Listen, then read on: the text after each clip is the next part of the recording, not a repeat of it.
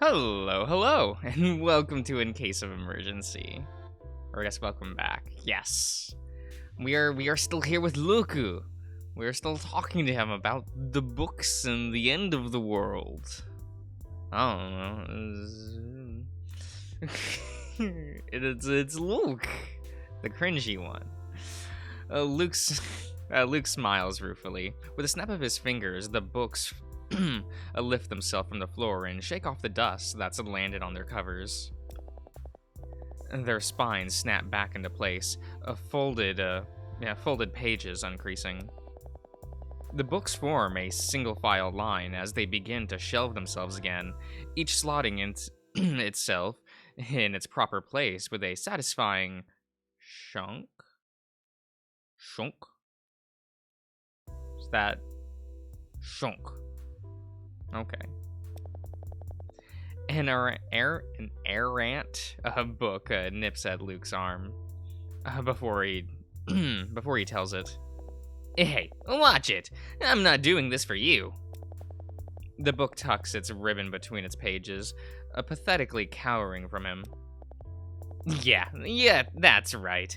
I'll make a bonfire out of you. Thought suppression style. Okay. The book cards its pages in fear. Book cards its pages? What? Okay. And Luke frowns as he bats back in the line.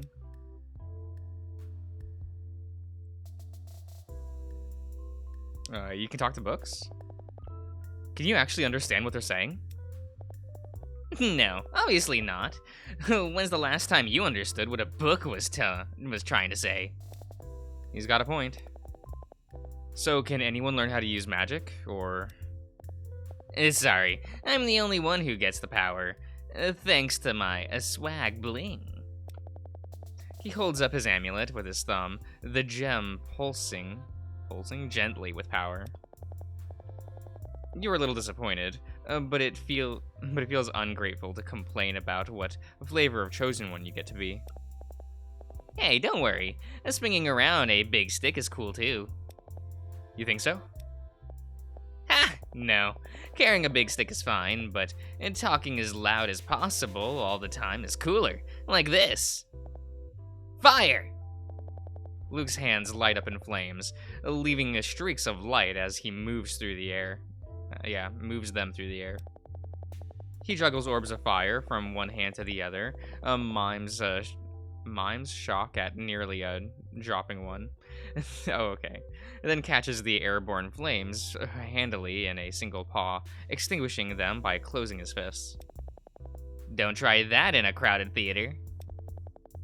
Do you have to shout a word every time? No, you don't have to do anything. But why do magic if you don't want everyone looking at you?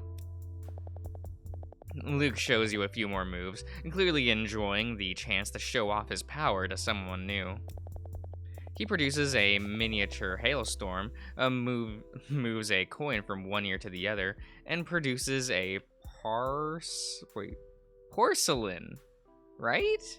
A tea set from a pocket dimension. Eventually, he informs you that he's running out of juice and shoos you out of the library. He was working, but he has work he should be doing. Who do you visit next? Well, we have one boy left to visit, you know. You wander the castle halls looking for Cedric, poking your head in and out of the many rooms of the Citadel. Yes. You don't find him, but you do discover several empty kitchens, lounges, and studies, each of varying style and size. One room, you think, is a huge indoor pool. It's only when you spot a sink and toilet that you realize it's a bathroom. Finally, one nondescript door at the end of the hall opens into a second, smaller hall. How is this smaller? This hall is adorned with maps decorating its walls, ceilings, and floors. Some of the maps are familiar. There's a few continents and countries that you recognize, but the vast majority of them are completely foreign. The maps depict places you've never even heard of. Some of them look like crude renditions of children. Others depict entire galaxies and star systems. Cedric sits on the bench by the window, staring at the ceiling. Hey. Hey. Cedric's ears perk up at your approach. Oh, hey. This is the map room. You follow his gaze, your eyes tracing a meandering route around the, is that how it's spelled? Meandering? Route around the arched ceilings of the hall. It seems much bigger than just a room. It has a map of every place ever, I think. Or just a copy of every map ever. I still haven't figured it out. Check this out. Cedric raises and approaches the map across from him. It's old, crafted with ink on parchment. A sea serpent slither through the roiling sea. You don't recognize any of the names on the map. Cedric gently places the paw on the parchment and gives it a slight push, meeting some resistance before the panel starts to slide open. Each map has, or had, a corresponding door. He slides the portion of the wall open, but there's nothing there, just the darkness of void. But not anymore. How long have you been here? How long have you been in this place? 4 years. He sighs. I first came down here when I was a freshman. I took a wrong turn, went down those steps, and ended up here, just like you. 4 years ago? That's when you guys started drifting apart. You used to be inseparable, then suddenly, 10 years of friendship treated like an awkward one-night stand. You didn't know what had happened. Most of your time together on campus was spent avoiding eye contact with each other, the only acknowledgement that you'd ever known each other in the first place. Well, that and the BFFS Forever pendant that the two of you ironically got. You still have the first half stuffed away in your sock drawer somewhere. You had the BF for portion. Best friends for a certain period of time and no longer, I guess.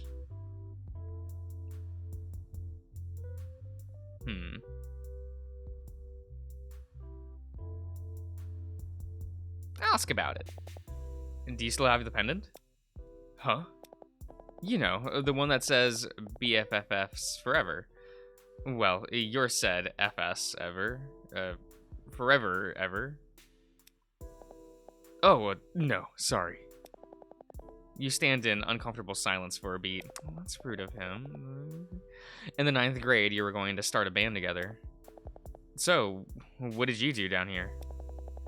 Cedric's expression grows nostalgic. It was quieter back then.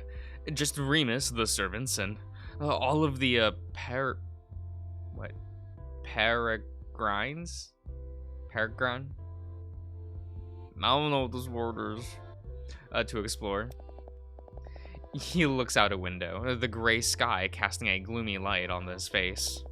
You look out the window, too, and see flat plains of purple-gray grass, some dying farmsteads, and a handful of bleak-looking trees. There's an ominous, stark mountain range in the distance. It's obvious Cedric is seeing something else. You feel, not for the first time in your life, like you've arrived late to the party. Anyways, the resolution wasn't so close at the time. Remus was expecting champions soon, but there was still time. I was the first one to come down here, before Wes and Luke. I mean, I tried the amulet, the sword, the shield. The amulet burned me, and the shield was too heavy, and the sword wouldn't come out of the stone. But, you know, when people come from the other world, that means they're destined to be a champion of some sort. So Remus figured it just wasn't my time yet, and he helped me train. When Wes and Luke appeared, they picked up the shield and the amulet. We assumed I was supposed to wield the sword. I just needed more time. Well, it turns out that wasn't the problem. Cedric blinks, wrinkling his nose like he's tasted something sour. He's processing something he feels embarrassed about, and he's also embarrassed to be feeling that shame in the first place. At least you think that's what he's feeling. It's been a while. Maybe his entire facial repertoire has changed in that time. So, it's going to be my job to train you. Come on. He rises, pulling a very real-looking sword from the scabbard handle at his side.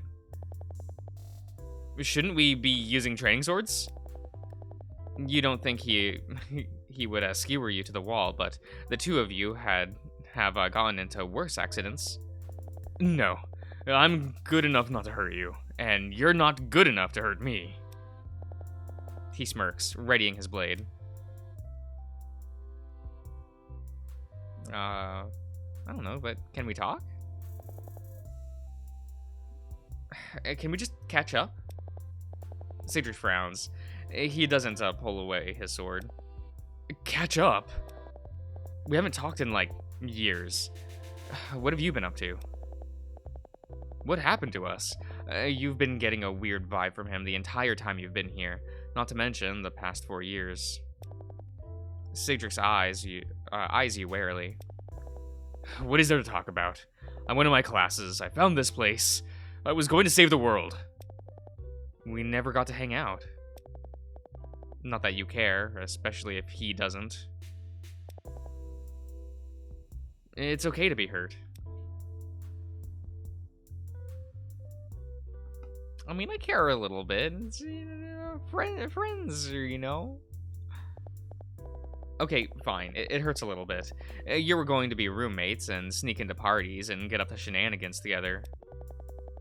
You'd been talking about this since junior year of high school.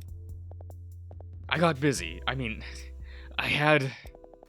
He looks around the hall, each surface covered with maps, hundreds of different worlds, another world just outside the window, all of it just for him. How could you compare?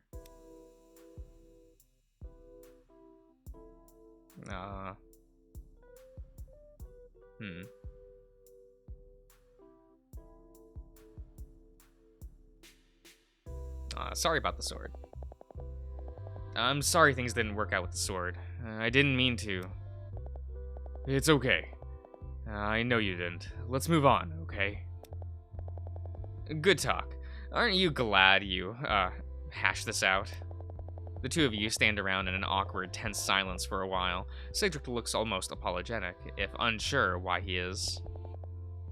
You should probably get going. I have to. I should go. Great. I mean, me too. Yeah, see you around. You excuse yourself from the map room, feeling infinitely more comfortable once you're alone again in the hallway.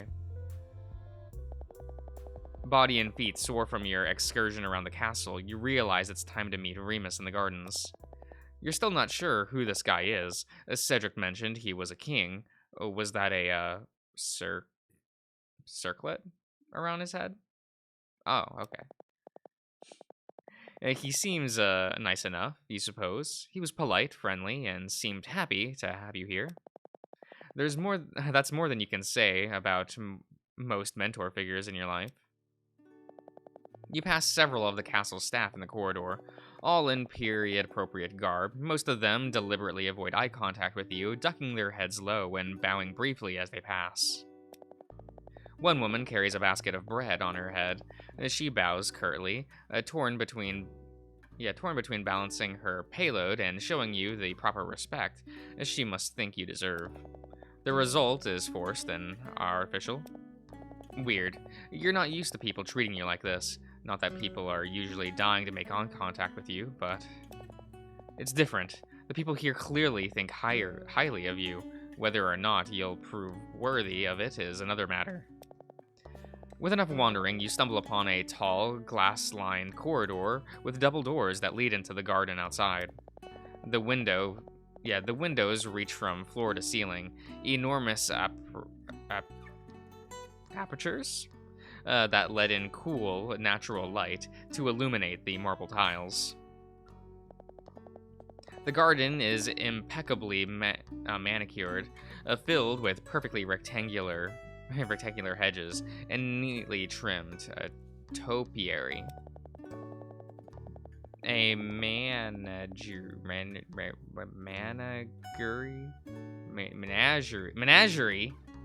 right? Is that a word? I think that's a word. Is that what this word is?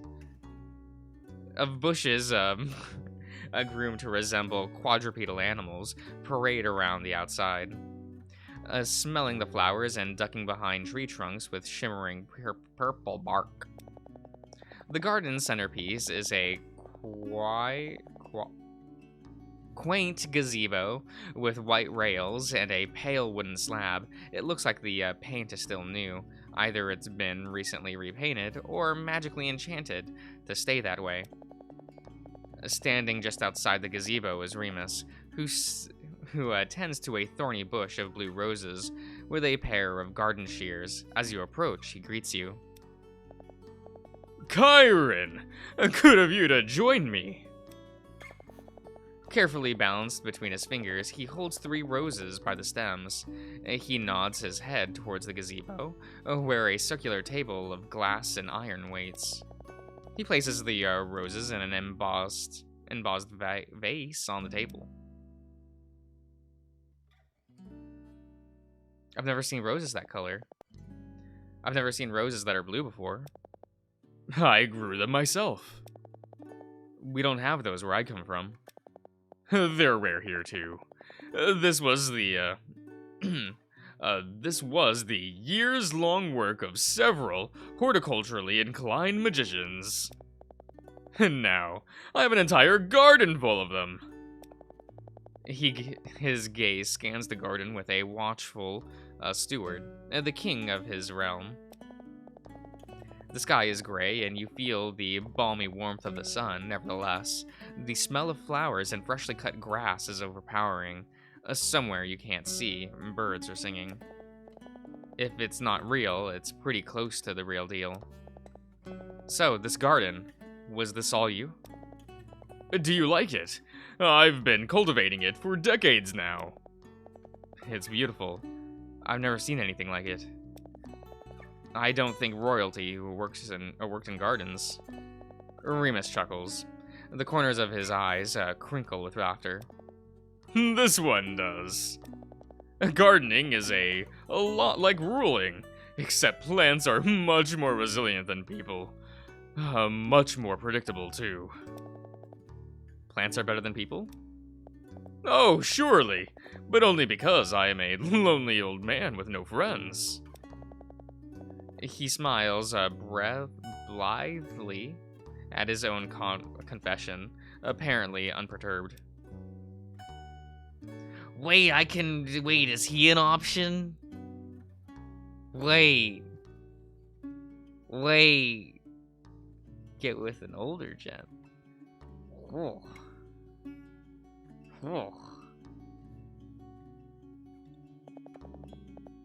This isn't, there isn't a queen of Peregrine? Or, Oh no, I've ruled the kingdom alone for quite some time. I found that it's easier to grow trees than it is to govern people. Plants only need water, sunlight, and some love. If you forget to water a plant a day, they'll surely forgive you. That is, provided they're not a particularly vindicative fern. Remus smiles fondly, lost in memory as he looks out over the lavish garden. But people, if you say the wrong thing or make the wrong choice, people remember. Bushes can be trimmed, stray branches cultivated. Wait, curtailed. I'm here, yep. People are trickier. You're no stranger to that fact. Amen. But that's enough about me. Who are you, Chiron? Tell me about yourself. Oh, I'm not very interesting. I'm sure that's not true. You're here, after all. Well, my name is Kyron. I was supposed to graduate college last semester. I'm a Gemini, and I like long walks on the beach and pineapple soft serve. You have good taste. And I guess I'm supposed to save the world. What is this word? Astutely? Astutely observed. We would be lost without you, champion. What about your duties outside of this world? Surely you have other obligations you're sacrificing to be here. I don't have a job yet, but I'm working on it. I actually just talked to my professor about this.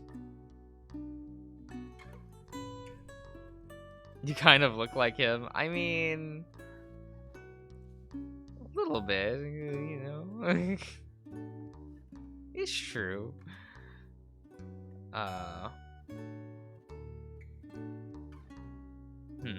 Let's not bring it up.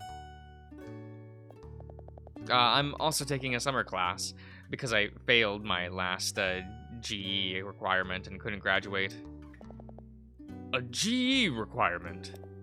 Yeah, like you have to take a range of classes in science or humanities, or some sort of physical education.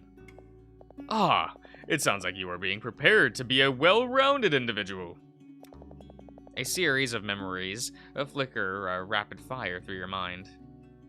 Alright, I'm going to end the part here, everyone, so I'll see you guys around.